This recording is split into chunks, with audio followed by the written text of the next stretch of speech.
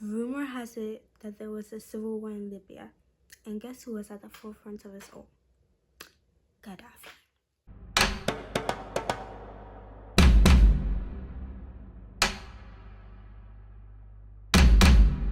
I'm not a history professor. Understand that as you proceed, okay? His name, Muammar Mohammed Abu Minya al-Gaddafi. Born in, my notes are here by the way. Born in 1942, that's an old man. Born in 1942, Wikipedia describes him as a Libyan revolutionary, politician, and political theorist. He came to power through a military coup. I feel like people from African countries are not new to military coup. We all know what coup d'etat is.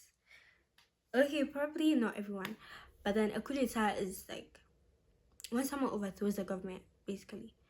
So then that's what happened. Like he came into power by overthrowing the government. So there was a monarchy at the time, and then he came to power by using his influence in the military to kind of force the king to not be king. And yeah, that's basically what happens. Like usually when this happens, the person in power goes into exile. Like when it happened in Ghana, Kwame Nkrumah went into exile. When it happened in, what's the name? I don't know, but I just remember the Kaiser going into exile in Germany. But I don't remember if it was like an actual coup d'etat. Okay, well, technically it was a coup d'etat, but it was like a democratic coup d'etat. So then they took over government, but then, I'm talking about Germany, by the way. So they took over government, but then this is a podcast about African history. Never mind. So Libya used to be a monarchy. After they gained independence, they had a king that was ruling. Like there was a king that was appointed to rule over Libya, but then Muammar Gaddafi overthrew him and basically took charge. So something that he did was to abolish the Libyan constitution of 1951. So he was like, this constitution, yeet, out of here. I'm in charge now. We're not really using that anymore.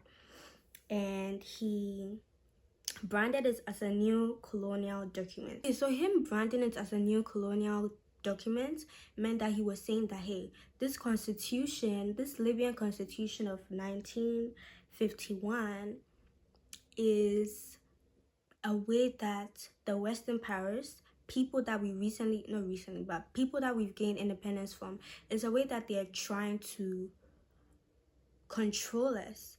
Like this constitution looks like it's giving, it looks like legal colonialism, basically. So that was what he said. That was how he felt about the Libyan constitution. So he published a book called The Green Book in the 1970s, and that's kind of like Hitler's Mein Kampf, or Kwame Nkrumah's I Speak of Freedom. So that was basically a book where he was talking about his ideologies and how he felt Libya should be ruled, and basically the ideas that he had.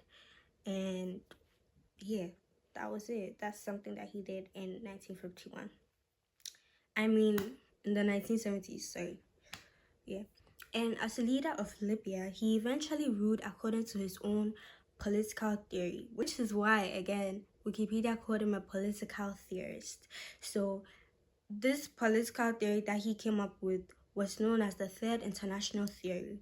And this included pan-Arabism, African nationalism, and anti-imperialism, and Islamic socialism. So we're going to explain all of that. Pan-Arabism is like, go Arabs. Like, okay, to me, the way I'll describe it is a way of thinking in which you understand the strengths of Arabs, and your main goal is to realize that strength, or make sure that that strength is realized in Arab states. So that was part of his theology. That was part of his thing that he came up with, pan-Arabism. Now the next thing that included was African nationalism. Now, African nationalism is not the same as Pan-Africanism. African nationalism basically means that every country in Africa should be independent. So it's included ideas of that as well. And anti-imperialism, that's anti-colonialism, so that, people shouldn't be trying to colonize. And Islamic socialism means everyone with equal share. That's the socialism part. But then according to Islamic ideas or according to Islamic ideologies. So then it's that we're going to create a state where everybody has equal share. There's not really the idea of private property. It is all our property. It is all the nation's property, and we're all part of the nation, right? So he ruled by decree and deported Libya's Italian population. Now you have to understand that this includes Italians that have been living in Libya for years. He deported them. He said, go back. Go back. That's what he said. He said, I don't care. Go back. And he removed Western military bases and presented a system of direct democracy, which basically meant that the people would choose for themselves. But at the same time, he still retained personal control over major decisions. So, it wasn't really democracy like that, but it was democracy somehow. His government initiated a process of directing funds toward providing education, healthcare, and housing for all. Again, part of socialism ideas, but also generally just trying to be a good leader, right? So public education in the country became free, and primary education was compulsory for both genders. And I feel like that's really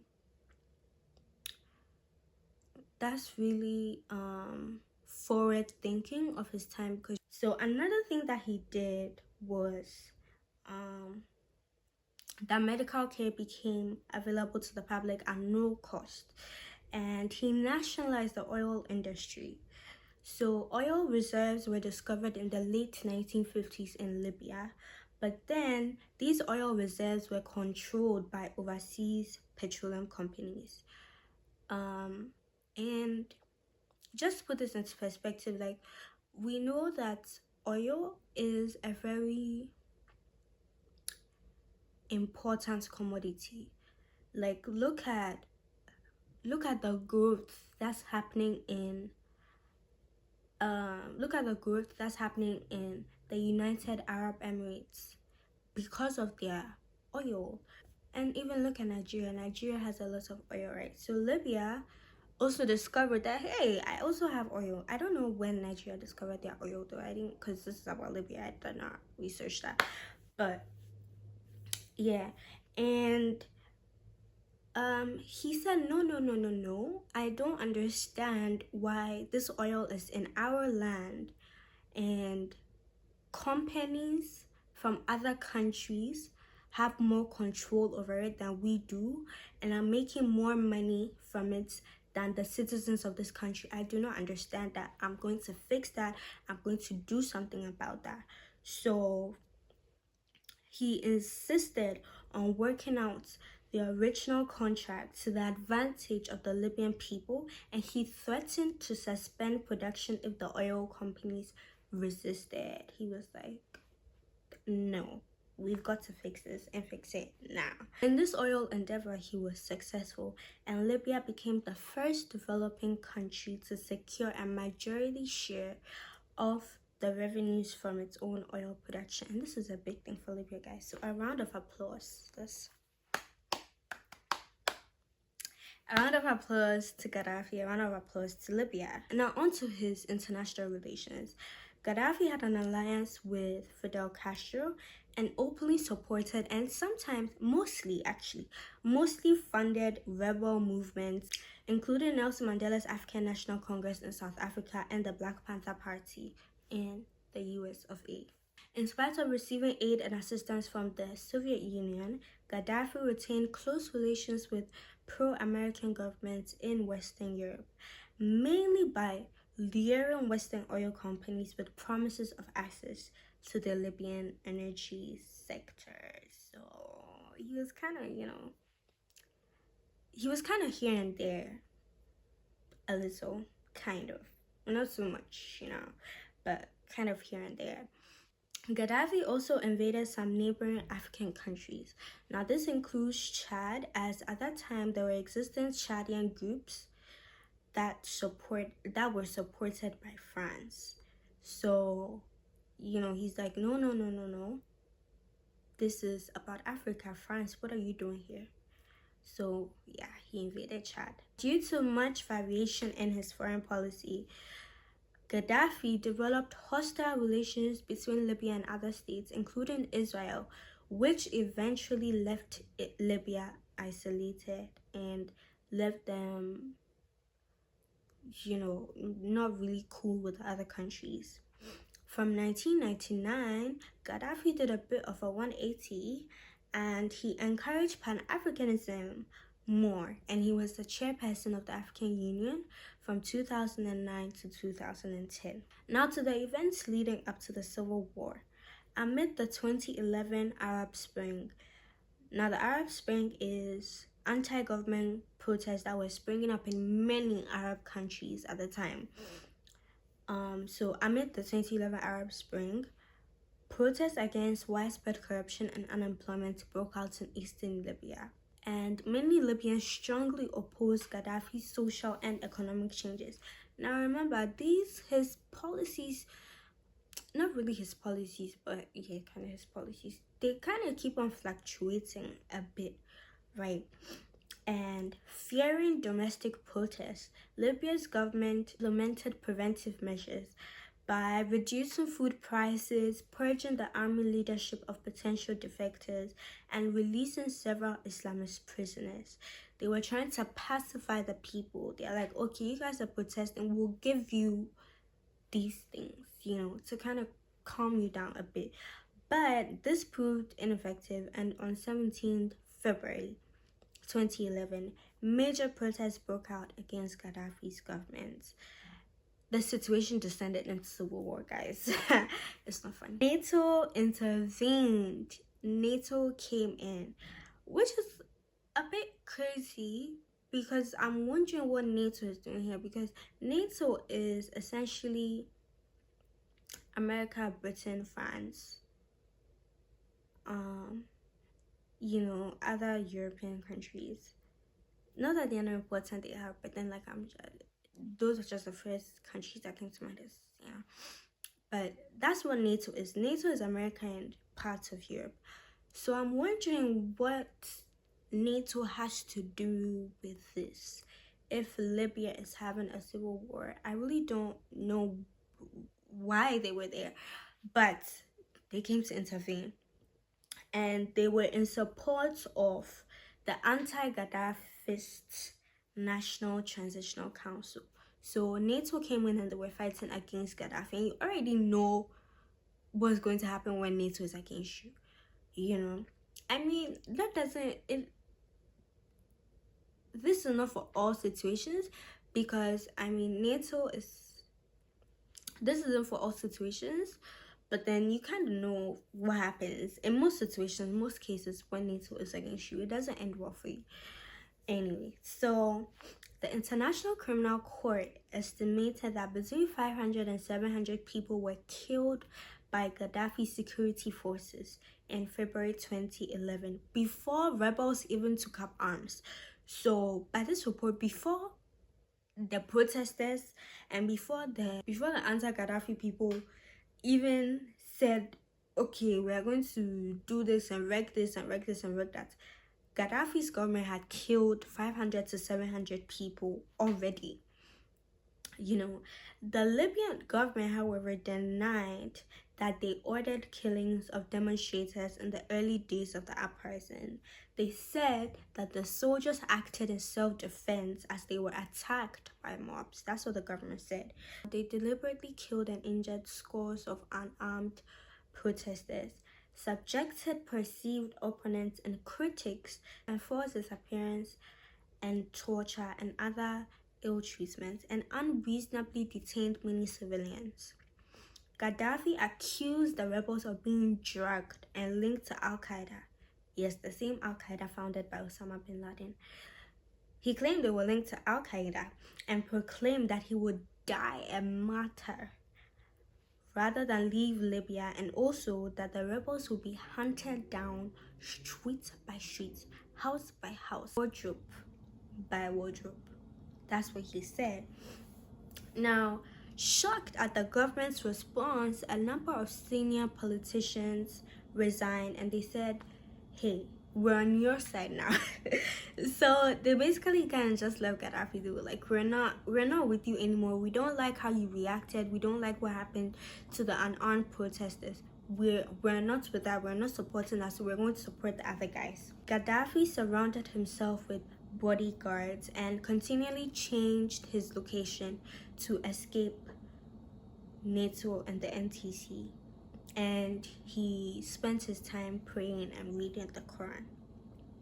On October 20th, Gaddafi recorded a farewell audio message for his family, which was later publicized, and then broke out in a joint civilian military convoy. The Misrata militia, that is the military force, took Gaddafi prisoner when he was going in this convoy, when he was in the cars, the cars moving. They took him prisoner, causing serious injuries, and the events were filmed on a mobile phone. He was pulled to the front of a pickup truck and he fell off it as it drove away. His body was placed into an ambulance, and upon arrival, he was proclaimed dead. Official NTC accounts, that's the anti-Gaddafi people, official NTC accounts claimed that Gaddafi was caught in a crossfire and died from bullet wounds. Other eyewitness accounts, however, say that the rebels fatally shot Gaddafi in the stomach. Gaddafi's government was overthrown, and in the end, he retreated to Sirte, which is where he was living before he went on the convoy. Eventually, he retreated to that place only to be killed by the NTC people. After his death, Gaddafi was accused of various human rights violations. He was condemned by many as a dictator whose authoritarian administration systematically violated human rights and financed global terrorism in the region and abroad. However, he was also praised for his anti-imperialist as anti-colonialist stance, support for Arab and then African unity, as well as for significant development to the country following the discovery of oil reserves.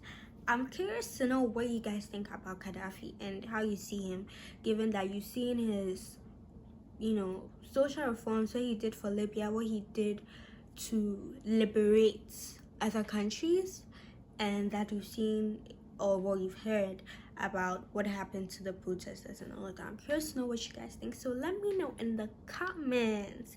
And as always, fact check me. The links are in the bio. The links are always going to be in the bio, so you can read these articles for yourself from trusted websites. And before I end this video, I just want to say a huge thank you to everyone who listened to the first episode and commented and shared. Thank you to everyone that supported, everyone that tried to, do their best. Guys, I'm actually genuinely grateful. And you guys spoke and I listened. You guys said you wanted a video podcast. Here you go. You guys said I repeated things a lot. I tried to not repeat things that much in this video. Like when you guys speak, I actually listen. So if you have any suggestions, if you have any tips, any advice for me, don't hesitate to let me know. Just text me on Snap or send me an email. That's where I am most. Email or Snap. So send me an email or send me a Snap. No, don't send me a Snap. Send me a text message on Snap. Don't send me a text on Snap or send me an email. And I'm actually excited to listen to you guys.